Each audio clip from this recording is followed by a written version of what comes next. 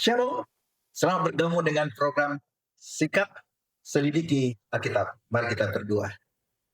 Bapa di surga, saat ini kami memuliakan namamu dengan menyelidiki firman-Mu yang membawa kehidupan yang kekal bagi kami. Kiranya pemirsa dan firman ini menjadi berkat bagi semua. Jadilah kehendak-Mu, di dalam nama Yesus kami berdoa. Amin.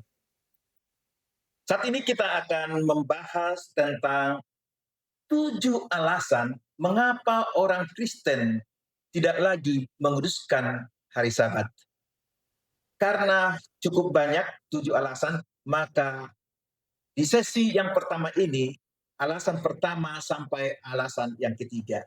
Di sesi yang berikutnya, alasan keempat dan kelima. Dan sesi berikutnya, alasan keenam dan ketujuh. Jadi ada 3 seri 7 alasan mengapa orang Kristen tidak lagi menguduskan Sabat. Apa kata Alkitab? Sikat, selidiki Alkitab. Markus 2 ayat 27 dan 28. Lalu kata Yesus kepada mereka, hari Sabat diadakan untuk manusia dan bukan manusia untuk hari Sabat. Ayat 28. Jadi anak manusia adalah juga Tuhan atas hari Sabat. Ayat 28 ini mempertegas, hei, aku yang menciptakan Sabat, jangan abaikan dia. Lalu dia berkata, hari Sabat diadakan untuk manusia. Alasan yang pertama, mengapa orang Kristen tidak lagi menguduskan hari Sabat? Perintah Sabat tidak pernah diulangi di dalam perjanjian baru. Jadi Sabat hanya di perjanjian lama. Alasan yang kedua adalah Yesus tidak pernah mengajari siapapun untuk memelihara hari Sabat. Alasan ketiga, Rasul pun tidak pernah mengajari untuk memelihara hari Sabat. Dan alasan yang keempat, Sabat telah digenapi Yesus melalui kematiannya. Artinya sudah dipalangkan. Kelima, orang Kristen di perjanjian baru beribadah pada hari Minggu, bukan pada hari Sabat. Ada ayat-ayatnya. Yang keenam, orang yang mengikuti Sabat wajib melakukan seluruh hukum Taurat. Ini masuk akal. Ketujuh, Sabat sesungguhnya adalah surga. Di dunia ini tidak perlu kita bersabat. Ketujuh alasan ini kami akan sikat selidiki Alkitab. Apa kata Alkitab? Yang pertama, perintah menguduskan Sabat tidak pernah diulangi dalam perjanjian lama. Perdebatan mengapa perintah Sabat ini tidak diulangi secara eksplisit dalam perjanjian baru sering muncul karena adanya pergeseran fokus dari hukum Taurat ke kasih karunia. Perhatikan alasan sebagai berikut. Pertama, mayoritas umat Kristen beribadah pada hari Minggu. Itu fakta. Bukan Sabtu atau Sabat. Terutama untuk merayakan kebangkitan Yesus Kristus yang terjadi pada hari pertama dalam seminggu. Pergeseran ini menandai peralihan fokus ibadah berpusat pada kebangkitan Kristus. Namun, tidak ada satu ayat pun di dalam Alkitab. Sikap, selidiki Alkitab. Tidak ada satu ayat pun dalam Alkitab yang menyatakan pendapat tersebut. Yang kedua, alasan yang kedua, perayaan ciptaan baru. Jika Sabat itu hari ke-7 memperingati Allah berhenti dari pekerjaan penciptaan pertama, yaitu Kejadian 2-3, ibadah hari Minggu memperingati penciptaan baru yang dimulai melalui kebangkitan Kristus. Tapi ayat Alkitab tidak mendukung akan hal ini. Ketiga, Kristen fokus pada kebangkitan Yesus. Sabat hanya berlaku di perjanjian lama. Perjanjian baru lebih banyak menonjolkan pergeseran dari bayang-bayang atau sistem korban menuju realita, yaitu karya Kristus. Namun, tidak ada ayat eksplisit yang membatalkan perintah keempat, yaitu ingat dan kuduskanlah hari Sabat, gantinya hari Minggu. Sabat tetap berlaku baik dalam perjanjian baru maupun Perjanjian Lama. Sabat adalah tanda kekal atau tugu abadi akan penciptaan. Sabat Sabat disucikan saat penciptaan dalam Kejadian 2 ayat 1 sampai 3 dan termasuk dalam hukum moral yaitu 10 Tuhan, 10 hukum Tuhan yang ditulis oleh jarinya sendiri yang diberikan kepada Musa di Bukit Sinai. Sabat di Perjanjian Baru, ia menekankan bahwa Yesus dan para murid serta perempuan-perempuan yang kudus, yang suci, tetap memelihara Sabat hari ke-7 setelah kematian Kristus. Boleh Anda baca Lukas pasal 23 ayat yang ke-56. Dan pada hari Sabat mereka beristirahat menurut hukum Taurat. Yang ketiga, Sabat sebagai ujian kesetiaan. Sabat adalah materai atau bendera Allah atau tanda kesetiaan antara Allah dan umatnya. Yehezkiel 20 ayat 12, Yehezkiel 20 ayat 20. Mengabaikan Sabat dianggap mengabaikan salah satu perintah Allah, yaitu dari 10 hukum itu. Yang keempat, reformasi pemeliharaan Sabat.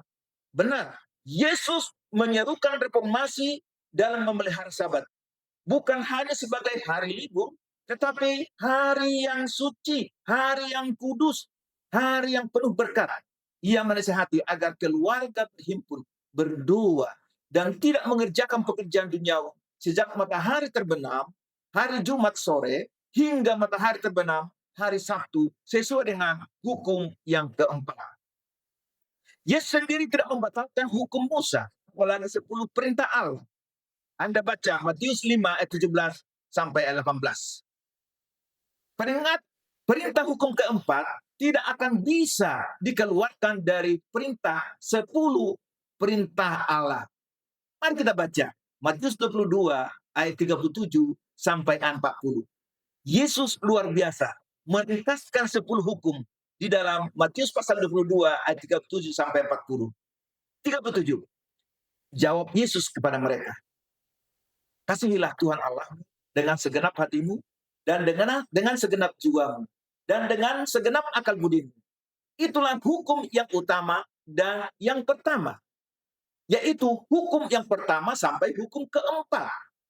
Jangan ada ilah lain di hadapan hadiratku. Jangan membuat patung dan menyembahnya. Jangan menyebutkan nama Allah dengan sembarangan. Yang keempat, ingatlah dan kuduskanlah hari Sabat. 6 hari lamanya kamu bekerja, tetapi hari ke-7 adalah hari Sabat Tuhan Allahmu. Bukan hari Sabat bangsa Yahudi, tapi hari ke-7 adalah hari Sabat Tuhan Allahmu. Nggak boleh bekerja. Dan seterusnya. Matius 22 ayat 39 selanjutnya Yesus berkata, dan hukum yang kedua yang sama dengan hukum itu, yaitu hukum utama, ialah kasihilah sesama manusia seperti dirimu sendiri.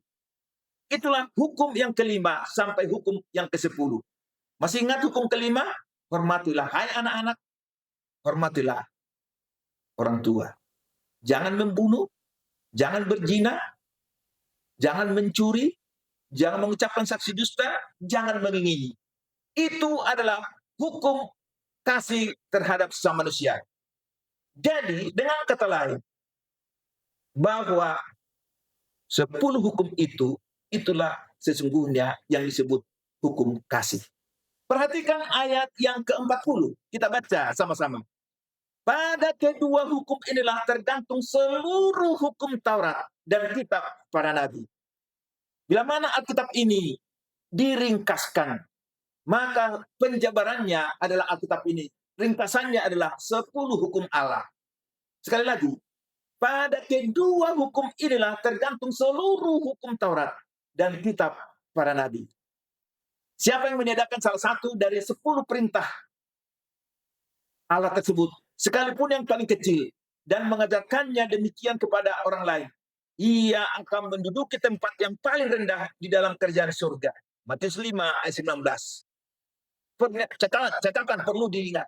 Pernyataan tempat yang paling rendah menekankan pada hilangnya hak istimewa untuk masuk ke dalam kerajaan Allah.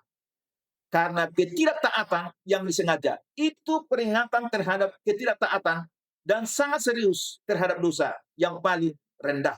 Itulah dunia yang penuh dosa. Yang kedua, mengapa orang tidak menguruskan sahabat lagi? Alasan kedua, Yesus tidak pernah mengajari siapapun untuk memelihara hari Sabat. Benarkah? Baik. Sungguh alasan klasik yang direka-reka. Kenapa? Firman Tuhan dengan tegas menulis bahwa Yesus mengajari tentang hari Sabat. Perhatikan, ia mengingatkan orang Farisi bahwa mereka sedang berhadapan dengan pemegang otoritas Sabat. Yesus adalah Tuhan atas hari Sabat. Markus 2:28. Ia mengajari orang-orang Farisi apa makna hari Sabat yang sebenarnya, yaitu untuk kebaikan bagi manusia. Hari Sabat diadakan untuk manusia. Ia tidak berkata hari Sabat untuk orang Yahudi, tetapi untuk manusia. Semua suku, semua bangsa, dan yang telah dijadikan Tuhan, wajib hukumnya untuk memelihara hukum Sabat.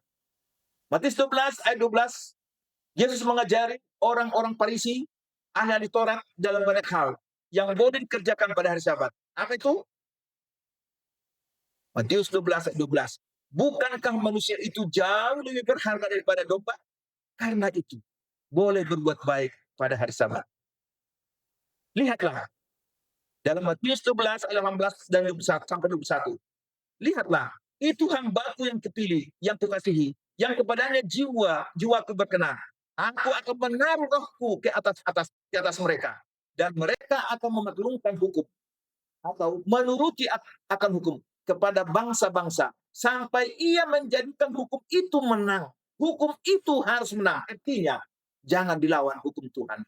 Dan padanya lah bangsa-bangsa akan berharap. Tentang akhir zaman, ia memperingatkan umatnya untuk berdua secara serius. Agar aniaya terakhir atas mereka tidak jatuh pada musim dingin atau pada hari Sabat. Boleh Anda baca Matius 24 ayat 20 sampai 22.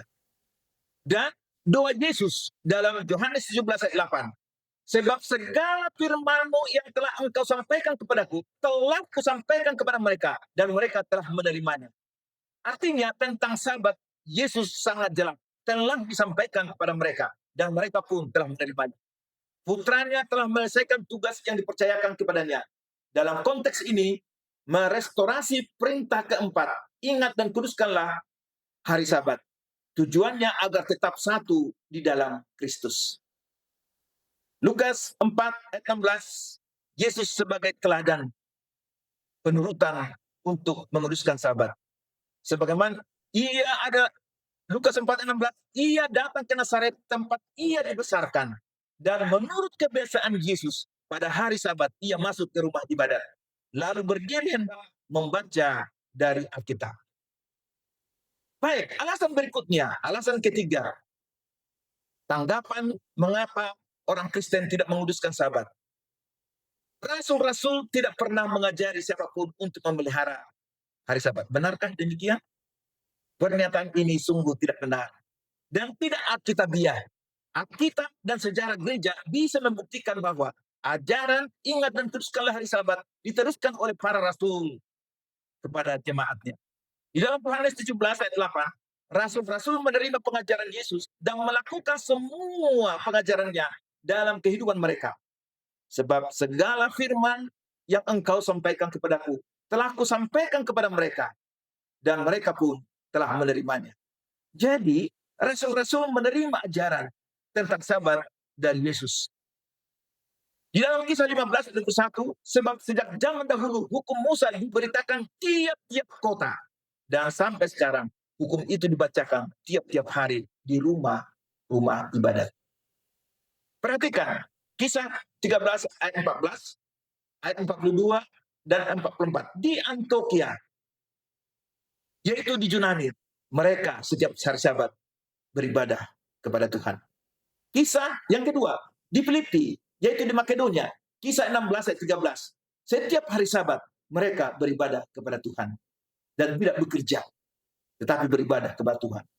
Yang keempat, di Korintus atau Yunani, Paulus mengajar selama 1,5 tahun. Kisah 18 ayat 1, kisah 4, kisah 18 ayat 4, kisah 18 ayat 11. Setiap hari Sabat mereka beribadah. Perhatikan kisah 17 ayat 1 dan 2. Mereka tiba di Tesalonika, di situ ada sebuah rumah ibadat yang orang Yahudi. Dikatakan apa? Seperti biasanya Paulus, tentunya bersama dengan teman-temannya, masuk ke rumah ibadat itu. 3 hari Sabat berturut-turut, ia membicarakan dengan mereka bagian-bagian dari kitab suci. Sikat, selidiki Alkitab. Itulah yang dilakukan oleh Paulus. Paulus berkata dalam Filipi 3:17, saudara-saudaraku, ikutilah teladanku dan perhatikanlah mereka yang hidup sama seperti kami, yang menjadi teladan. Sama seperti aku juga menjadi pengikut Kristus. 1 Korintus 11 ayat 1. Yohanes 4, Yohanes 10, 4 dan 5. Lukas mencatat seperti biasanya Paulus masuk ke rumah ibadat. 3 hari Sabat berturut-turut yang membicarakan tentang mereka, tentang firman Tuhan dari kitab suci. Paulus berkata dalam kisah 28, 25 ayat 8, aku sedikit pun tidak bersalah, baik terhadap hukum Taurat, orang Yahudi maupun terhadap Alkitab. Hari Sabat adalah peringatan tanda di mana tertulis dalam Yesaya pasal 20 ayat 12, kuduskanlah hari-hari Sabatku, sehingga itu akan menjadi peringatan di antara aku dan kamu, supaya orang mengetahui bahwa akulah Tuhan Allahmu. Tidak menguduskan Sabat sama dengan menajiskan Tuhan. Perhatikan baik-baik. Yesaya 22 ayat 12. Imam-imam memperkosa hukum Tauratku dan menajiskan hal-hal yang kudus bagiku. Mereka menutup mata terhadap hari-hari Sabatku. Demikianlah aku dinajiskan di tengah-tengah mereka. Sekali lagi, tidak menguruskan Sabat sama dengan menajiskan nama Allah. Pengakuan yang jujur dari pimpinan agama atas perubahan hari Sabat ke hari ke-7. Kardinal Gibson, Faith of Our Father, halaman 111 dan 112, dia berkata, Anda boleh selidiki Alkitab dari kitab Kejadian hingga Wahyu. Anda tidak akan menemukan satupun otoritas untuk penyucian akan hal yang lain kecuali hari Sabtu. Kitab suci mendorong pemeliharaan hari Sabtu. Satu hari yang tidak pernah kita pelihara. Berikutnya dari Komplet Katekismus edisi 157 halaman 50. Pertanyaan, manakah hari Sabat? Jawab, Sabtu adalah hari Sabtu, hari Sabat. Pertanyaan, mengapa kita menjalankan hari Minggu dan bukannya hari Sabat? Jawab, karena gereja Katolik memindahkan kehikmatan hari Sabtu ke hari Minggu. Bukan firman Tuhan, tetapi gereja yang mengakuinya. The Catholic Encyclopedia volume 4 halaman 193 mengakui bahwa gereja Katolik Roma mengubah hari Sabat kepada hari Minggu. Pertama, tidak ada di dalam Alkitab bahwa hari Sabat, bahwa Sabat hanya untuk Yahudi. Itu adalah Sabat Tuhan Allahmu. Kedua, Sabat adalah perintah keempat dari 10 perintah. Alasan Sabat terdaftar sebagai perintah ketiga adalah bagian gereja Katolik yang menjatuhkan perintah kedua pada berhala dan membagikan hukum ke-10 menjadi 2 hukum.